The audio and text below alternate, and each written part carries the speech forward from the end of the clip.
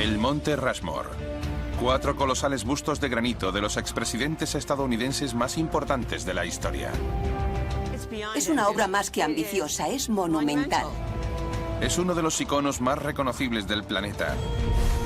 Y ahora los expertos descubrirán nuevos secretos ocultos en esta maravilla de la ingeniería moderna. Es como un puzzle al que le faltan la mitad de las piezas. Los nuevos hallazgos muestran cómo el épico desafío de tallar una montaña casi derrota a sus creadores. No puedes volarla por los aires y extraer toda la roca. ¿Y qué podría destruirlo? Hay 140 grietas por todas partes, por arriba, por abajo y por detrás. ¿Cuáles son los secretos de su construcción? ¿Y por qué está el monumento más famoso de Estados Unidos en una remota montaña de Dakota del Sur? Para averiguarlo, volaremos el Monte Rushmore y lo reconstruiremos siguiendo su asombroso diseño original. Exploraremos sus túneles y cámaras secretas y desvelaremos los secretos ocultos de esta misteriosa megaestructura montañosa. Desmontando la historia, los secretos ocultos del Monte Rushmore.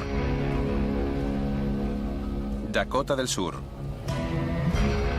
A 1500 metros sobre la ladera de una montaña. Los gigantescos bustos de granito de George Washington, Thomas Jefferson, Theodore Roosevelt y Abraham Lincoln nos observan adustamente desde las hermosas colinas negras. El Monte Rushmore. Pero detrás de estos retratos se ocultan las pistas que nos revelarán el verdadero propósito de este monumento. El motivo por el que estos 4 hombres están aquí y cómo se talla una montaña de granito a una escala inimaginable. Era un proyecto monumental porque nunca se había hecho algo así. Meticulosamente tallados en las colinas negras vemos 4 rostros de casi 20 metros de altura. Los iris de los ojos penetran 60 centímetros en la roca y la pupila es en realidad una columna que simula un brillo en sus miradas. Épicas narices de 6 metros, más altas que 3 personas, unas encima de otras. Gafas cuidadosamente colocadas de 30 centímetros de grosor y vello facial tallado en la roca. Tardaron 14 años en tallarlo. ¿Cómo se construye un monumento tan increíble? Su creador fue el escultor danés-estadounidense Gutzon Borglum. La historiadora Laura Pankratz investiga cómo talló esta gigantesca obra maestra en la montaña. Quiere averiguar cómo afrontó el reto de ingeniería que supuso la construcción del Monte Rushmore. Gutzon era una persona muy ambiciosa. Hablaba de las proezas de la civilización romana y de los impresionantes monumentos de Egipto. Quería que su creación durara miles de años. El creador del Monte Rushmore acometió una obra de ingeniería nunca antes vista en Estados Unidos. Era muy diferente quitar un pequeño trozo de roca de una escultura y eliminar 450 toneladas de piedra de una montaña. Si cometías un error, no había vuelta atrás. El primer reto de Gutzon Borglum fue encontrar 400 obreros acostumbrados a trabajar el granito. Estábamos en la Gran Depresión y no había mucho trabajo. Así que había muchos mineros en paro, encantados de trabajar para Borglum. Dakota del Sur está repleta de minas. Los mineros de la zona tenían experiencia retirando toneladas de roca en busca de minerales valiosos como la mica, la piedra natural y el oro. Borglum usa su pionera técnica minera para transformar una remota montaña de granito en un monumento magnífico. En 1927 empezaron a tallar, pero en vez de cinceles, utilizaron dinamita. Volaron la montaña por los aires para crear 4 enormes cabezas de roca lisa. Luego empezaron a taladrar agujeros de 8 centímetros por toda la superficie para tallar las facciones de los célebres rostros en la roca. Los detalles finales los hicieron con perforadoras neumáticas para darles un acabado homogéneo. Pero ¿cómo se talla cuidadosamente una figura con dinamita suspendido a 50 pisos de altura?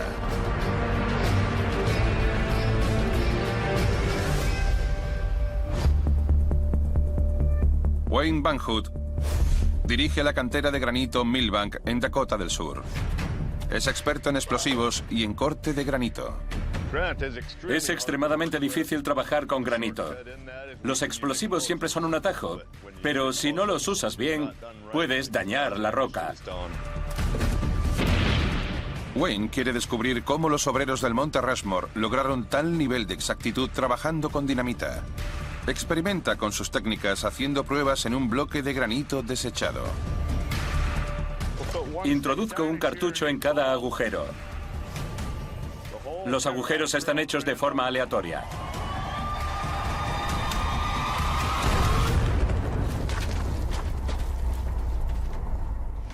Me lo he cargado por completo.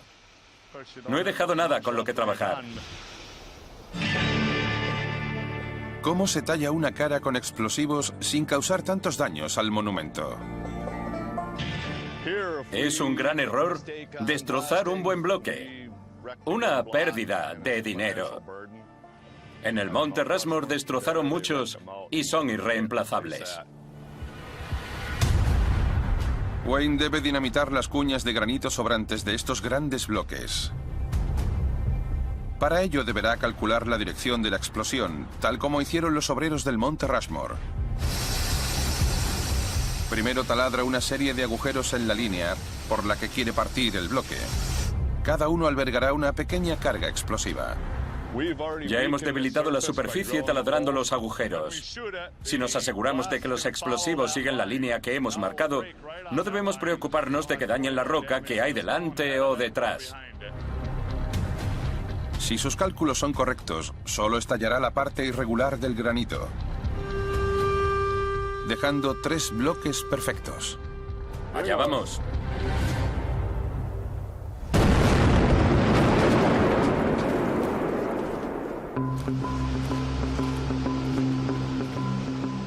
¡Genial!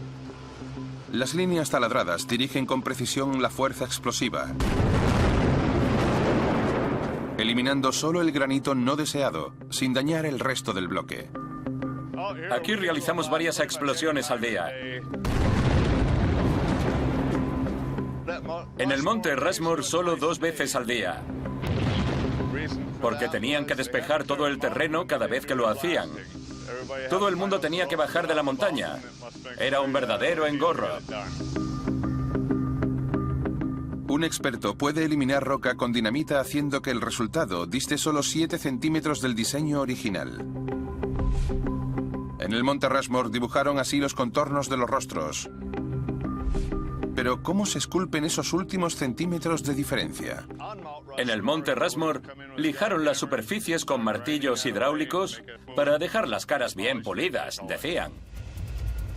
Para eliminar los 7 centímetros de diferencia utilizaban la técnica del panal. Con los martillos hidráulicos perforaban un ajustado patrón de agujeros. Así debilitaban el granito, lo que les permitía retirarlo con herramientas manuales. Luego le quitaban el taladro al martillo hidráulico para machacar el granito creando una superficie homogénea, un método conocido como alisado. He hecho un cuadrado de 30 por 30. He ido rápido, pero yo no estoy colgando de una cuerda en una ladera intentando ajustarme a un diseño. Una vez completo, esto era lo que llamaban una superficie pulida. Queda genial. Necesitaron 14 años para conseguir este nivel de detalle en la inmensa obra del Monte Rushmore. Fue un proyecto increíblemente complejo. Cuando Borglum llegó a las Colinas Negras, ni siquiera había carreteras. Tuvo que crear una impresionante infraestructura para llevar a cabo su épico proyecto. Se fundó una pequeña ciudad en la falda de la montaña, con nuevas carreteras, herrerías y cobertizos de herramientas.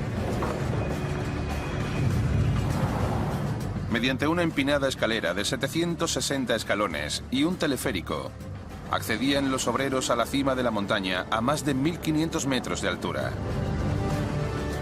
Los talladores bajaban con la ayuda de cabestrantes hasta las caras y trabajaban suspendidos a cientos de metros sobre el suelo. Enormes compresores bombeaban aire a lo alto de la montaña para proporcionar energía a los martillos hidráulicos y a las perforadoras neumáticas. El Monte Rushmore fue el primer proyecto de este tipo llevado a cabo en Estados Unidos, por lo que los talladores tuvieron que adaptar o crear de cero nuevos métodos de trabajo. Fue una experiencia de aprendizaje para ellos, un experimento. ¿Cómo sujeto esta herramienta? ¿Cómo la mantengo en su sitio en la ladera de la montaña? Los obreros se movían por las caras con un arnés especial llamado silla de contramaestre. Suele usarse en los barcos para que los marineros lleguen sin peligro a la jarcia. Gutzon Borglum adaptó la silla de contramaestre para usarla en la montaña. Inventó y perfeccionó nuevas herramientas. Tenía mucho talento para eso. Contrató y entrenó a cientos de trabajadores, desde herreros y artificieros a operarios de cabestrantes. Los cabrestantes hacían mucho ruido y no se podía ver a los hombres que estaban en la ladera. Así que Gutzon tenía vigías en la cima que veían dónde tenían que ir los talladores y se lo decían a los operarios de cabrestantes. Sorprendentemente, no hubo ni un accidente mortal en los 14 que duraron las obras. Pero este megaproyecto llevaba asociados retos constantes que obligaron a Gutzon Borglum a cambiar su plan inicial. Monte Rushmore, Dakota del Sur.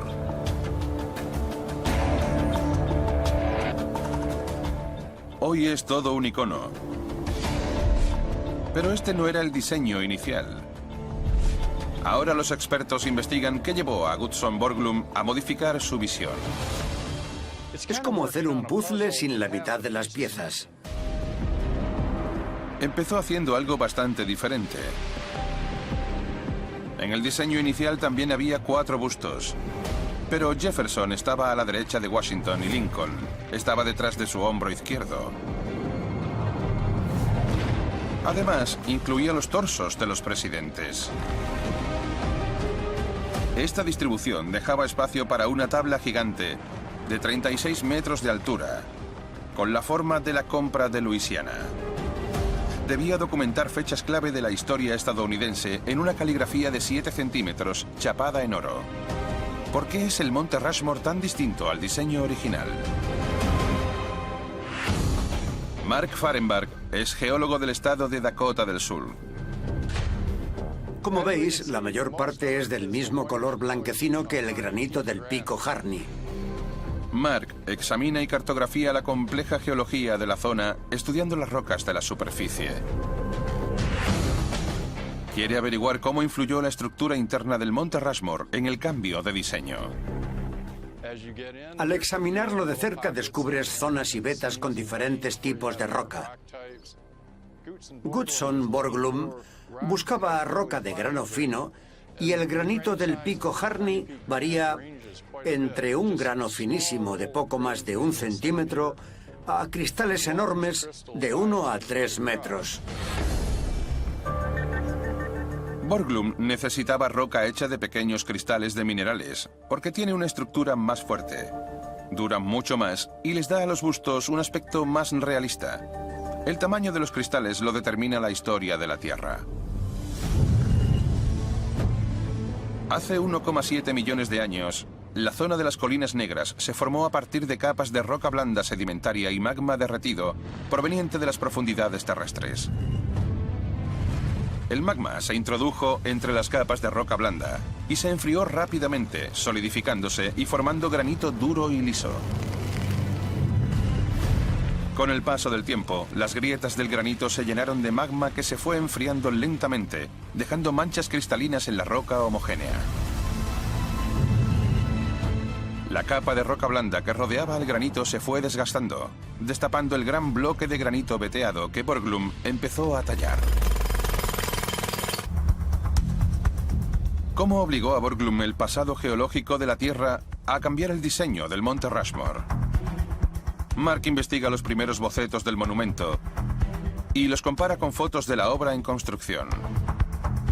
Busca indicios en la estructura de la roca que puedan explicar por qué el Monte Rushmore que tenemos hoy en día es tan diferente a los modelos originales. A los 4 años de empezar ya casi habían terminado a George Washington.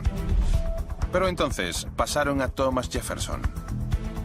En esta foto se ve dónde iba a colocar a Thomas Jefferson, igual que en este modelo. Thomas Jefferson iba a la derecha de Washington. Se ve en el principio del ojo y la nariz. Pero tras 2 años de arduo trabajo se toparon con un problema. Tallando se encontraron con una zona de roca mala, de grano demasiado grueso o simplemente demasiado inestable. Los cristales de magma que se enfriaron lentamente dificultaban la talla detallada del granito. Si seguían y la roca no mejoraba, no podrían completar la cara de Jefferson. Aquello fue muy frustrante para Goodson Borglum.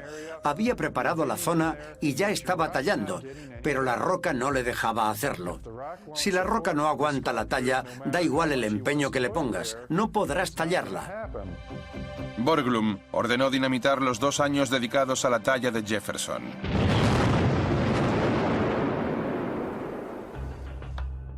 Y volvió a su estudio para rehacer el diseño. Al final decidió cambiar de sitio el busto de Jefferson. Pero cuando empezó a trabajar descubrió otra sorpresa con potencial de convertirse en catástrofe oculta en la geología del Monte Rushmore.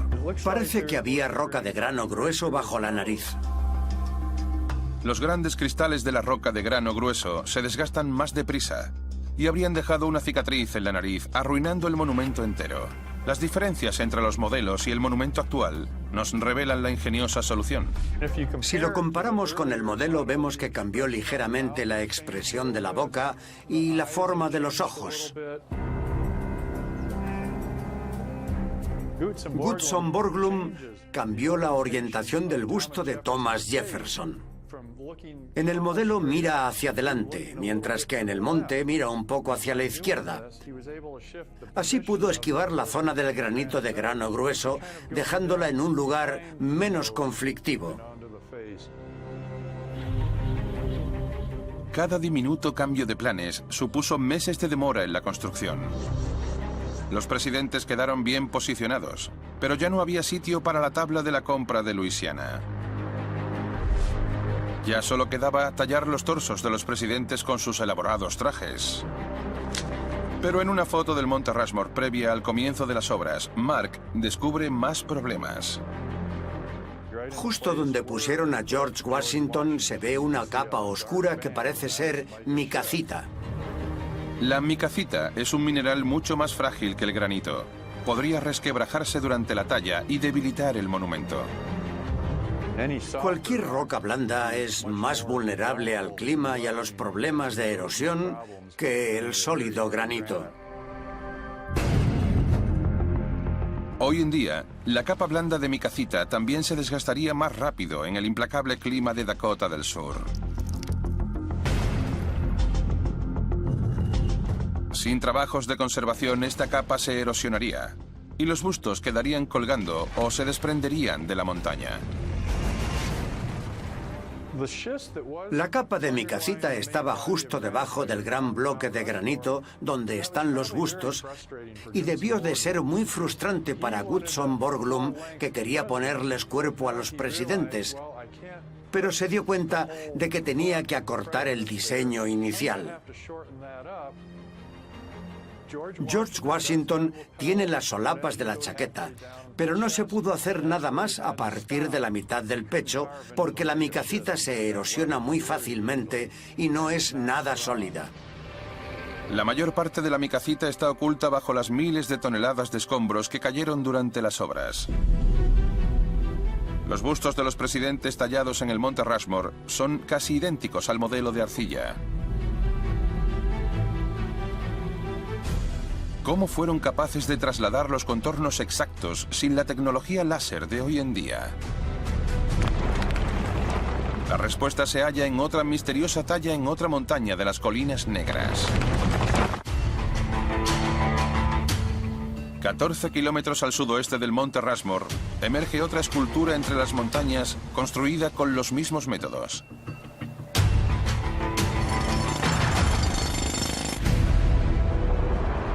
El monumento al guerrero Sioux, Caballo Loco, mide 9 metros más que las caras de Rushmore.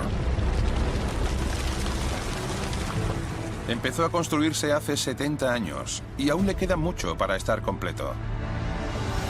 Para terminar el cabello se necesitarán al menos 10 años más y su cuerpo será tallado en una roca de granito de más de 10 millones de toneladas, revelando el brazo de 70 metros del guerrero que señalará hacia el horizonte a lomos de su caballo. Cuando esté terminada será la mayor escultura del mundo.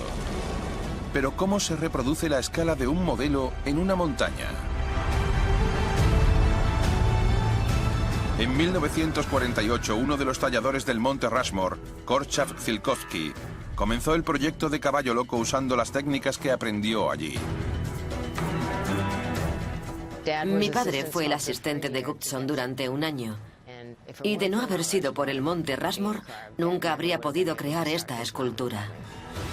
Ahora, Monique Zielkowski continúa el colosal proyecto de su padre.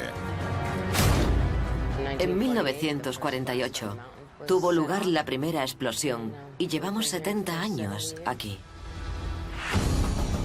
La talladora Monique sigue usando los modelos a escala de su padre y, al igual que los creadores del monte Rushmore, utiliza un puntómetro, un ingenioso artilugio inventado en la antigua Grecia que traslada la escala del modelo a la montaña. Este es el modelo 1,86. Un centímetro aquí equivale a 86 en la cara de Caballo Loco.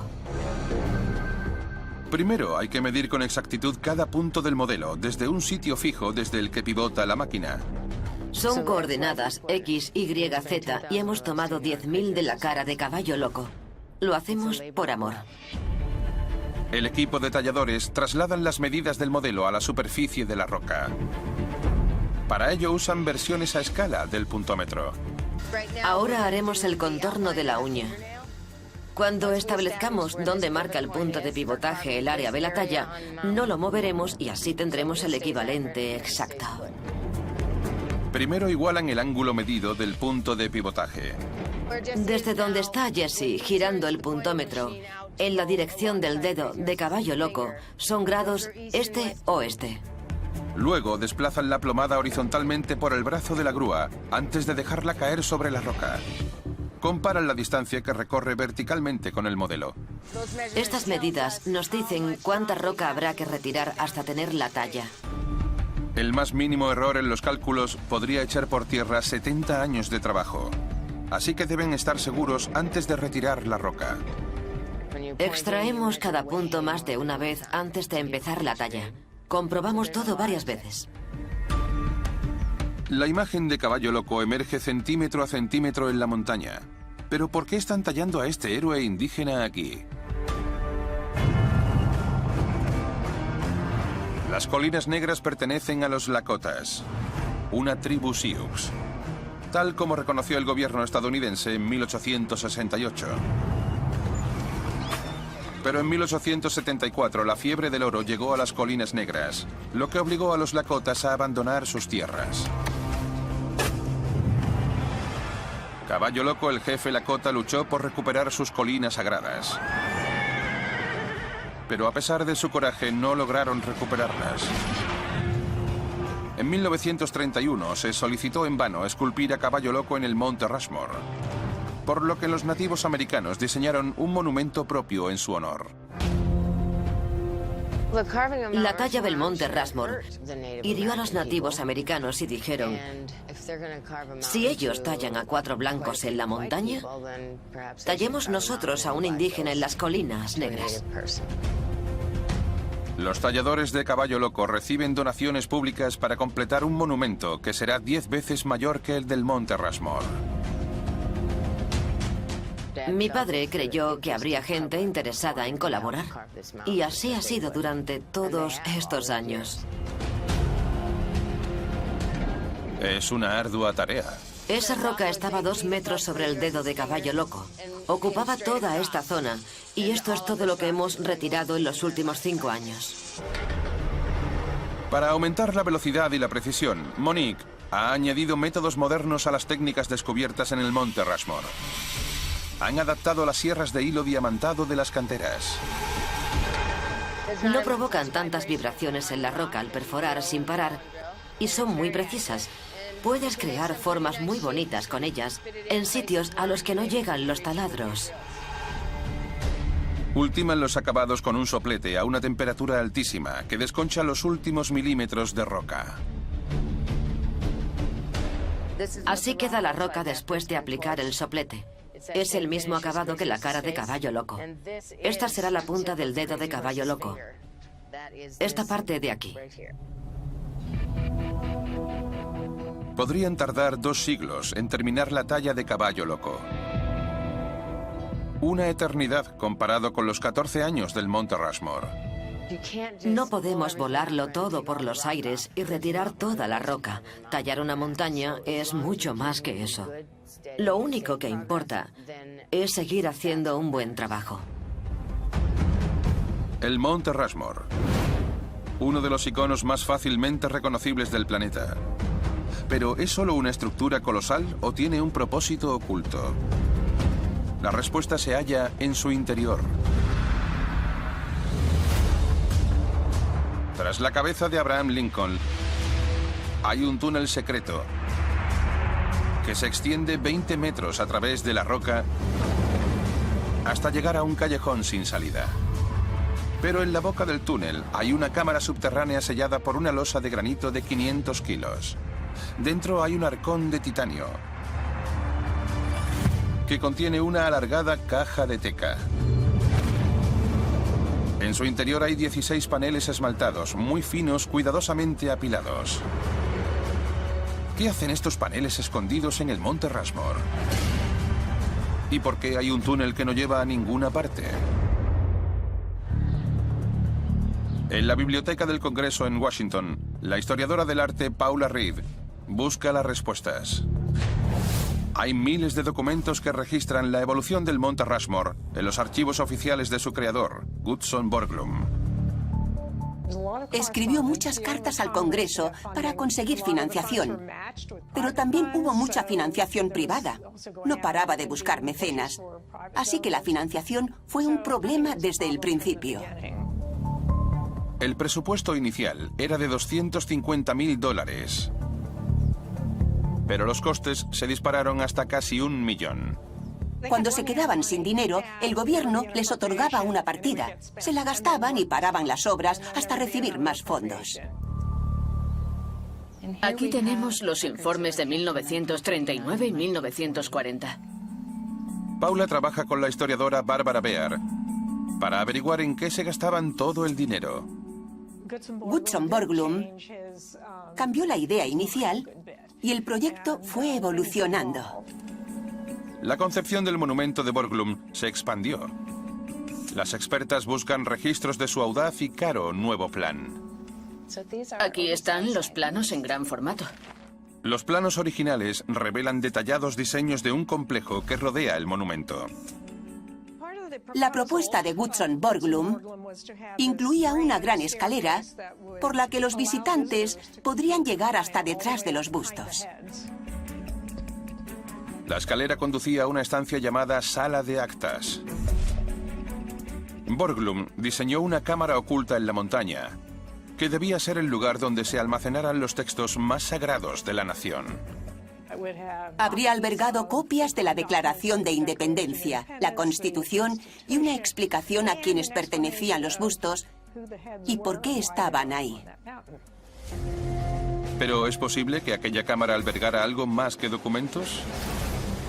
Gutzon Borglum reveló su plan para la Sala de Actas en su autobiografía inédita.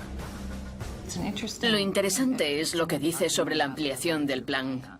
Esa es la letra de Borglum. Las notas son suyas. Borglum diseñó una gran sala de 25 por 30 metros, excavada detrás de los bustos, con una escalera de 250 metros que conduciría hasta él. Sobre la gran entrada de la cámara, un águila de bronce cuyas alas de 12 metros reposarían sobre el marco de la enorme puerta de cristal. En el interior, paredes cubiertas de vitrinas de bronce y cristal, en las que se exhibirían documentos históricos como la Declaración de Independencia. El salón estaría decorado con bustos de estadounidenses ilustres, y las aportaciones del país al mundo estarían inscritas en las paredes. Goodson Borglum quería asegurarse de que el Monte Rushmore ocuparía un lugar relevante en la historia de los grandes monumentos, así como dejar constancia de los logros de Estados Unidos para las generaciones futuras. A Borglum le atraía mucho la idea de un santuario gigante, como una pirámide. Desde fuera se ve una estructura monumental, pero dentro hay una cámara secreta que narra un periodo histórico. Los informes atestiguan que convenció al Congreso para que destinara $50.000 a la construcción de la sala de actas. En 1938 los obreros empezaron a abrir con explosivos la cavidad en la roca donde iría la sala. Pero la Segunda Guerra Mundial les obligó a detener las obras. El Congreso dijo: necesitamos el dinero para la guerra, así que olvídate de la sala de actas y de la escalera. Haz los bustos y punto. Terminó los bustos rápidamente, y las obras acabaron en octubre de 1941. La sala de actas, que empezaron, quedó abandonada e incompleta. La incompleta sala de actas aún conserva las marcas de las herramientas. Y en 1998, la hija de Goodson Borglum enterró los 16 paneles esmaltados en la entrada. Esta cápsula del tiempo contiene la historia de Estados Unidos, las biografías de los 4 presidentes y la de Goodson Borglum, y un relato detallado de la épica construcción del monumento. ¿Pero qué motivó la construcción de este monumento nacional? ¿Y habrán descubierto los investigadores por qué se hizo aquí, en Dakota del Sur?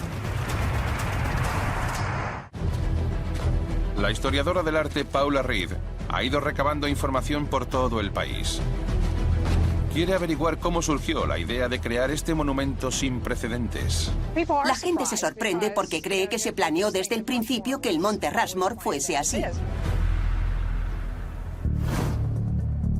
La correspondencia de los primeros promotores revela que el diseño primigenio del monumento no tenía nada que ver con presidentes ni con democracia.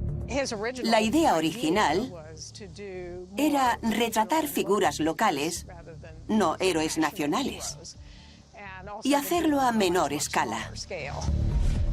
En los años 20, el historiador Don Robinson buscaba el modo de impulsar la economía de su remoto estado. Don Robinson quería tallar retratos de personajes del salvaje oeste para convertir las colinas negras en un reclamo turístico. Era un proyecto mucho más modesto. Los rostros de los héroes del salvaje oeste, Buffalo Bill y Toro Sentado, podrían estar hoy en día en las colinas negras. ¿Cómo se convirtió esta idea en un proyecto masivo con los presidentes como protagonistas? Don Robinson narra en una carta la primera visita a Dakota del Sur del creador del Monte Rushmore. Robinson invitó a Goodson Borglum a Dakota del Sur para ver qué ideas tenía y preparar una solicitud y un presupuesto. Lo primero que hizo Robinson fue llevar a Borglum a esta famosa formación rocosa llamada Las Agujas. Pero él rechazó estos pináculos de granito fracturado porque no eran adecuados para tallar retratos. Se dispusieron a buscar un lugar más propicio. El geólogo Mark Fahrenbach sigue sus pasos. Goodson Borglum quería una superficie plana y ancha para tallar. La mayoría de las grandes paredes rocosas de las colinas negras están formadas por rocas sedimentarias como la caliza, y la abundancia de caliza implica debilidad. Aquí tenemos un trozo de caliza y ácido clorhídrico, así que vamos a simular la erosión. El potente ácido actúa como décadas de lluvia reaccionando con la roca. Tras 100 o 200 años, La lluvia habría acabado erosionando las tallas. No se habrían mantenido durante generaciones. Estas preciosas paredes rocosas no son adecuadas para tallar. Goodson Borglum necesita un material mucho más duro para su proyecto. Lo que Goodson Borglum buscaba, mineral de grano fino no fracturado en un espacio abierto, no era fácil de encontrar. Borglum subió a los picos más altos de las Colinas Negras para dar con una pared de granito que pudiera verse a kilómetros de distancia. Tuvo que venir en persona para analizar el terreno. Antes no había fotografías aéreas ni mapas como los de hoy en día. Así que tuvo que escalar y observar. Las cartas de los promotores de Dakota del Sur dicen que Borglum se sintió inspirado cuando dio con el lugar perfecto. Cuando vio el monte Rushmore en su estado natural, dijo: aquí quiero hacer algo importante. Propuso una talla monumental, un coloso sin precedentes de gran importancia nacional. Cuando leí la correspondencia, me sorprendió que se decidiera todo tan rápido. Me da la impresión de que no creían que fuese posible hacer algo tan grande como el monte Rushmore. Era la primera vez que se hacía algo así. En 1925, cuando estaba diseñando el monte Rushmore, ya habían pasado 28 presidentes por la Casa Blanca. ¿Por qué escogió a estos 4 aparentemente aleatorios? Paula halla la respuesta en los escritos de Goodson Borglum. Para Borglum, conformaban una unidad. Se refería a ellos como los constructores del imperio. George Washington fue el fundador de la nación. Una elección obvia. Pero el suyo es el busto más prominente. Y durante su mandato en Estados Unidos se expandió hacia el oeste. El tercer presidente, Thomas Jefferson, fue otro de los padres fundadores. Redactó la Declaración de Independencia y como presidente expandió el territorio con la compra de Luisiana. Abraham Lincoln mantuvo el país unido ganando la guerra civil. Theodore Teddy Roosevelt fue la última y más sorprendente elección. Era amigo de Goodson Borglum, pero también, como él decía, un constructor del imperio. Estados Unidos terminó las obras del Canal de Panamá, que pasó a ser territorio estadounidense bajo el mandato de Roosevelt, garantizando la prosperidad del país. Los 4 presidentes del monte Rushmore son un símbolo del nacimiento de Estados Unidos y su evolución. Muchos de los turistas que visitan este lugar preguntan si se añadirá algún otro presidente. El geólogo Mark Fahrenbach ha sopesado las distintas opciones. Hay muchos presidentes que también hicieron cosas buenas por nuestro país. Se han propuesto muchos nombres. ¿Pero cabe otro busto en la montaña? Los talladores originales ya intentaron en vano usar el espacio que hay a la izquierda de Washington. Pero el granito es demasiado defectuoso para aguantar la talla. ¿Podría hacerse a la derecha del monumento? Si miráis hacia Abraham Lincoln, a su derecha veréis una grieta casi vertical. Es bastante grande. Estoy seguro de que sigue hacia el interior. Goodson Borglum aprovechó también la parte interna de la roca apta para ser tallada. No queda suficiente roca buena a la derecha para tallar otro presidente. La estructura oculta del monte Rushmore no permite añadir ningún otro presidente a los 4 de Borglum. Goodson Borglum hizo el monumento que quería y no hay que modificar su trabajo porque entonces estaríamos cambiando su visión, su creatividad. El monte se quedará así para disfrute de las generaciones futuras. Goodson Borglum creó estos 4 iconos de la presidencia estadounidense a partir del épico paisaje de la nación que construyeron. Al atreverse a trabajar en una escala sin precedentes, su diseño se convirtió en un templo de los ideales de los Estados Unidos. ¿Pero durará este símbolo de la perseverancia estadounidense para siempre? Hay 140 grietas por todas partes, por arriba, por abajo y por detrás. Estos bustos de granito son increíblemente sólidos, pero el agua de lluvia se introduce por las diminutas fisuras. Y al congelarse, abre grietas que pueden tener consecuencias catastróficas. Para evitarlo, el equipo de conservación del Monte Rushmore rellena las grietas con un aislante impermeable y ha instalado detectores de movimiento extremadamente sensibles para detectar hasta el más mínimo movimiento. ¿Será suficiente para conservar este monumento durante siglos?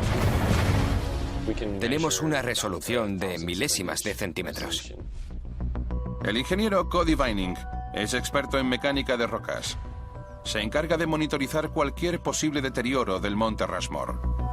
Su mayor preocupación son las intersecciones internas de las grietas.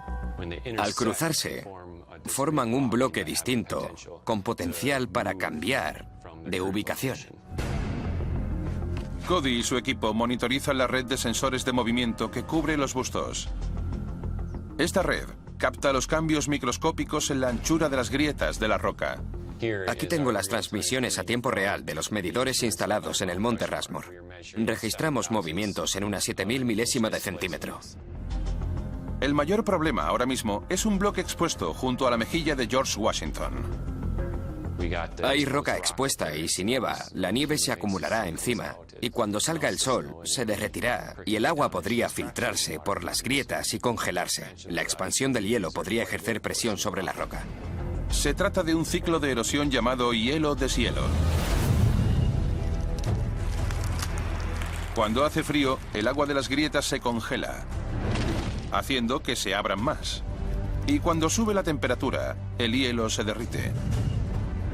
Si este ciclo se repite una y otra vez, la grieta crece y crece hasta que el bloque se parte.